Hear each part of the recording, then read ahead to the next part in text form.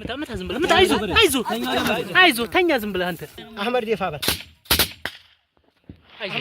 عايزو متى ተመልካቾቻችን አሁን የደረሰን ሰበር ዜና አለ። ጎንደርና ባህር ዳር በፋኖች እጅ ሊወድቁ የሚችሉበት ሁኔታ ሰፊ ነው የሚል ግምገማ ያደረጉት የአብይ አህመድ የጸጥታ መዋቅር ባለስልጣናት የመጨረሻውን ጠንካራ ጥቃት በመፈጸም በተለይም ባህር ዳርንና ጎንደርን ማትረፍ አለብን የሚል ውሳኔ ላይ መድረሳቸውን ለማወቅ ተችሏል። ሰራዊቱ በጎንደርና በወሎ የደረሰበት ከፍተኛ ኪሳራ ያስደነገጠው የአብይ አህመድ አገዛዝ ከውጊያ በተጨማሪም በራሱ ጊዜ ከተለያዩ ቁልፍ አካባቢዎች ለቆ በመውጣት ላይ መሆኑም ተመልክቷል።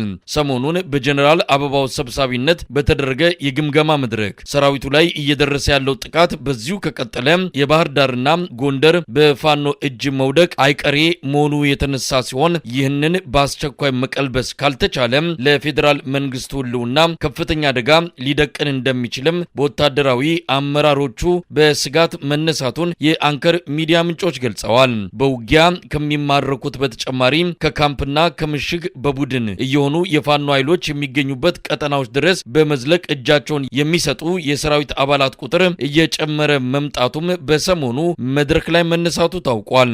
በዚህ ሳምንት ውስጥ በተለይ በጎጃምና በጎንደር በስፋት ይካሄዳል በሚል በአብይ አህመድ ጀነራሎች ከውሳኔ ላይ የተደረሰው የጥቃት እርምጃ ጎንደርና ባህር ዳርን ከመታደግ ባለፈ በአንዳንድ ቁልፍ አካባቢዎች የብልጽግናን መዋቅር መልሶ የማደራጀት ተልዕኮም እንደሚኖረው ተጠቁመዋል። በዚህ ጥቃት ድሮኖችን ለመጠቀም እንደታቀደ የሚገልጹት የአንከር ሚዲያ ምንጮች የፋኖ ኃይሎች በብዛት ተሰብስበው የሚታዩባቸው ቦታዎችን በመለየት ለማጥቃት በአብይ አህመድ ጀነራሎች በኩል ከውሳኔ ላይ መደረሱን ነው ለማወቅ የተቻለው። ያገዛዙ ድሮን የመጠቀም አቅም ተዳክሟል። በተለያዩ ምክንያቶች የድሮን ጥቃት ለመፈጸም በሚያስችል ቁመና ላይ እንዳልሆነ የሚጠቅሱት የወታደራዊ መረጃ ምንጮች ለማስፈራራት የሚደረግ የስነ ልቦና ዘመቻ ካልሆነ በቀር የአብይ አህመድ አገዛዝ የአየር ላይ ጥቃት ለመሰንዘር አይችልም ሲሉም ይገልጻሉ። ጀነራል አበባው ታደሰ በሰፊው ለመክፈት ስለታቀደው አዲስ ጥቃት ከአማራ ክልል ኮማንድ ፖስት አመራሮች ጋር እንደሚወያይም ተመልክቷል። በተያያዘ ዜናም በጎንደር አይምባና በሰሜን ወሎ ቃሊም ከፍተኛ ኪሳራ የደረሰበት የአብይ አህመድ አገዛዝ ወታደራዊ ሹማምንቶች የጅቡቲ መስመር ይቆረጣል የሚል ስጋት እንዳላቸውም ታውቋል።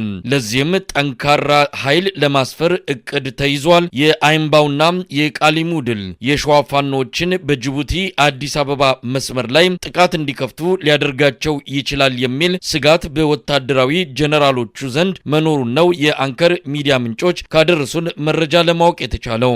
የፋኖ ግስጋሴ በዚሁ ከቀጠለ የፌዴራል መንግስቱን ህልውና ከፍተኛ አደጋ ውስጥ እንደሚገባ የተረዱት የአብይ አህመድ ጀነራሎች በተለይ ሸዋ ላይ የሚንቀሳቀሱት የፋኖ ኃይሎች የጅቡቲን መስመር እንዳይቆርጡት ለማድረግ ጠንካራ የመከላከያ ኃይል በቀጠናው ለማስፈር ከውሳኔ ላይ መድረሳቸው ታውቋል። የዛሬ ዓመት የአማራ ፋኖዎች ወደ ጅቡቲ መስመር የሚጠጉ አካባቢዎችን መቆጣጠራቸውን ተከትሎ ሽብር ውስጥ የገባው የኦሮሚያ ብልጽግና በድሮን በጄትና በከባድ መሳሪያዎች እንዲሁም መከላከያ ሰራዊቱን የኦሮሚያ ልዩ ኃይልንና ሚሊሻዎችን በማሰለፍ ፋኖች ከያዟቸው አካባቢዎች እንዲለቁ ማድረጉ የሚታወስ ነው። ይህ በእንዲህ እንዳለ በጎጃም ደንበጫን ከፍተኛ ወታደራዊ ድል መገኘቱ ተገለጸ። ከ200 በላይ የአብይ አህመድ ሰራዊት መደምሰሱንም ነው ከቀጠናው ለአንከር ሚዲያ የደረሰው መረጃ የሚያመለክተው። የዛሬ 2 ዓመት አካባቢ በደጋ ዳሞት ከፍተኛ ቁጥር ያለው የአብይ አህመድ አገዛዝ ሰራዊት ከተደመሰሰ ወዲህ የሰሞኑ የደንበጫው ድል ለሁለተኛ ጊዜ የተመዘገበ ትልቅ ውጤት መሆኑን ነው ለማወቅ የተቻለው። በተለያዩ የአማራ ቀጠናዎች ሰሞኑንም ውጊያዎች ቀጥለዋል። በጎንደር በበርካታ አካባቢዎች ባለፉት 2 ቀናት ውጊያዎች ተደርገዋል። በማዕከላዊ ጎንደር ዞን አለፋ ጣቁሳ ወረዳ፣ በደቡብ ጎንደር ክምር ድንጋይና በሰሜን ጎንደር ዞን ዋልድባ ገዳም ቅርብ ርቀት እየተደረጉ በሚገኙ ውጊያዎች ከፍተኛ ድሎች እየተመዘገቡ እንዳለ ነው በደረሰን መረጃ ላይ ተመለከተው። ይህ በእንዲህ እንዳለ የአብይ አህመድ ሰራዊት ኤታማዦር ሹም ፊልድ ማርሻል ብርሃኑ ጁላ ውጊያን አስቀድሞ የሚያስቀር ጠንካራ ሰራዊት ተገንብቷል ሲል መናገሩ ተሰምቷል። የፋኖ ኃይሎች የፊልድ ማርሻሉን ተደጋጋሚ ዲስኩር ባዶ ቀረርቶ ሲሉ አጣጥለውታል። ሰሞኑ የኦሮሚያ ብልጽግና የፓርቲ ስብሰባ በአገሪቱ በተደረጉና እየተደረጉ ባሉ ጦርነቶች እያለቁ ያሉት የኦሮሞ ልጆች ናቸው በሚል የተነሳው ጥያቄ የኦሮሚያ ብልጽግና አመራሮችን ማስደንገጡ ተገለጸ። በአዳማ ናዝሬት የተካሄደውን የከፍተኛ አመራሮችን ስልጠና ተከትሎ ከየወረዳዎቹ ለተወጣጡት የኦሮሚያ ብልጽግና የመካከለኛና የበታች አመራሮች እየተሰጠ ባለ ስልጠና ተሳታፊዎች የኛ ልጆች በየጦርነቱ የሚያልቁበት ምክንያት ምንድነው ሲሉ መጠየቃቸው ነው የአንከር የመረጃ ምንጮች የገለጹት። በትግራይ በተደረገው ጦርነት በአብዛኛው ያለቀው የኦሮሞ ወጣት ነው። አሁንም በአማራ ክልል የሚሞተውና የሚማረከው የኦሮሞ ልጅ ነው። ከሸኔም ጋር በሁለቱም ወገን የምናልቀው እኛው ነን የሚል ተቃውሞ የተሰማ ሲሆን አመራሮቹ ግራ ተጋብተው ጥያቄውን አድበስብሰው ማለፋቸውን ነው በስልጠናው ላይ የነበሩ ከፍተኛ አመራር ለአንከር ሚዲያ በላኩት መረጃ ላይ ተመለከተው።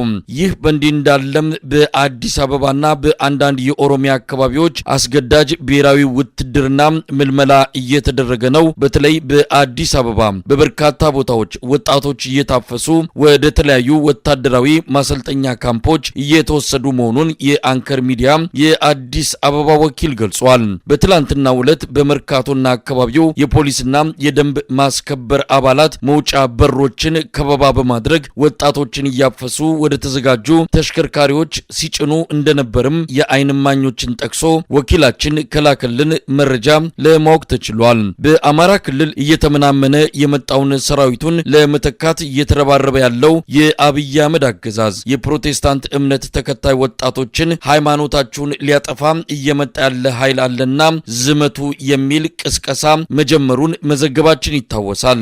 የአዲስ አበባው አፈሳ ያነጣጠረው የአማራና የደቡብ ክልል ተወላጆች ላይ ነው ይለናል የዘውትር ዘጋቢያችን ከአዲስ አበባ። የአብይ አህመድ አገዛዝ የወልቃይት ጠገዴ ሰቲት ሁመራ ዞንን ሊያፈርሰው እየተንቀሳቀሰ መሆኑን በመግለጽ ልሳነ ግፉዓን ለኢትዮጵያ ሕዝብ ጥሪ ያደረገ አብይ አህመድ በሰራዊቱ አማካይነት የወልቃይት ጠገዴ ሰቲት ሁመራ ዞንን ለማፍረስ የጀመረው እንቅስቃሴ በአስቸኳይ የማያቆም ከሆነ ሕዝቡ ነጻነቱን ለማስመለስ የጀመረውን ትግል አጠናክሮ የሚቀጥል እንደሚሆን ልሳነ ግፉዓን ሰሞኑን ባወጣው መግለጫ አስታውቋል። ነገሮች እየተበላሹ ነው። ህገወጥ ድርጊቶች በአገዛዙ የጸጥታና የፖለቲካ መዋቅሮች በስፋት እየተፈጸሙ ናቸው። በመስዋዕትነት የተገኘውን የህዝቡን ነጻነት የብልጽግናው አገዛዝ ለመንጠቅ በመከላከያ ሰራዊቱ በኩል የጀመረው የማፍረስ እንቅስቃሴ የህዝብ ቁጣ ሊቀሰቅስ እንደሚችል ነው ልሳነ ግፉዓን ያስጠነቀቀው። ለአንከር ሚዲያ በደረሰ መረጃ በወልቃይት ነገሮች በከፍተኛ ሁኔታ እየተቀየሩ ናቸው። በወልቃይት ጠገዴ ጠለምት ተጽዕኖ ፈጣሪ የሆኑ የህዝቡን መብት ለማስጠበቅ አቅም ያላቸው ወጣቶችና ባለሀብቶችን የማሳደድና አካባቢውን እንዲለቁ የማድረጉ እንቅስቃሴ በስፋት እየተካሄደ ነው። አያሌ ወጣቶች ወደ እስር ቤት ተወስደዋል። በርካቶችም አካባቢውን ጥለው ወደ አጎራባች ክልሎችና ወደ ኤርትራ መሰደዳቸውም እየተነገረ ነው። ኮሎኔል ደመቀ ዘውዱ በኃላፊነት የሚገኙበት የወልቃይት ጠገዴ ሰቲት ሁመራ ዞን አስተዳደር ነገሮች ከእጅ እስኪያመልጡና የህዝቡ ነጻነት እስኪነጠቅ ድረስ በዝምታ መመልከታቸው ግራ የሚያጋባ ነው ብለዋል ለአንከር ሚዲያ መረጃውን ያቀበሉ አንድ የዞን አስተዳደር አመራር። የተከዜ ዘብ በሚል የተቋቋመው ጠንካራ ኃይልን እየሸረሸረ አካባቢውን ወደ ቀድሞ የባርነት ዘመን አሳልፎ በሚሰጠው የአብይ አህመድ አገዛዝ ላይ ምንም አይነት የተቃውሞ እንቅስቃሴ እያደረጉ አይደለም በሚል የወልቃይት ጠገዴ ሰቲት ሁመራ ዞን አስተዳደር አመራሮችን የሚወቅሱት ስማቸው እንዳይጠቀስ የጠየቁ የዞኑ አንድ አመራር አባል ሁኔታው በዚሁ ከቀጠለ የአካባቢውንም ሆነ የአፍሪካውን ቀንድ ቀጠና ወደ ለየለት ቀውስ የሚያስገባ ግጭት መፈጠሩ የማይቀር ነው ሲሉ ስጋታቸውን ይገልጻሉ። የወልቃይት ጠገዴ ጠለምት ልሳነ ግፉዓን በሰሞኑ መግለጫው የውጭ ሀገር ስጋትን ለመከላከል በጦር ካምፕ የተቀመጠው የአብይ አህመድ ሰራዊት ከተቋቋመበት ዓላማ ውጪ በህዝብ አስተዳደር ውስጥ በመግባት በወልቃይት ጠገዴ ሰቲት ሁመራ ዞን የአማራ በአማራ ክልል አስተዳደር ውስጥ ጣልቃ ገብቶ እጅግ አሳሳቢ የሆነ መዋቅር የማፍረስ እርምጃ እየወሰደ ነው ሲል ገልጿል። የአብይ አህመድ ሰራዊት የዞኑን የጸጥታ መዋቅር በመጥለፍና በበላይነት በመውሰድ የዞኑን አስተዳደር ለማፍረስ ህገወጥ ድርጊት እየፈጸመ ይገኛል ብሏል ልሳነ ግፉዓን።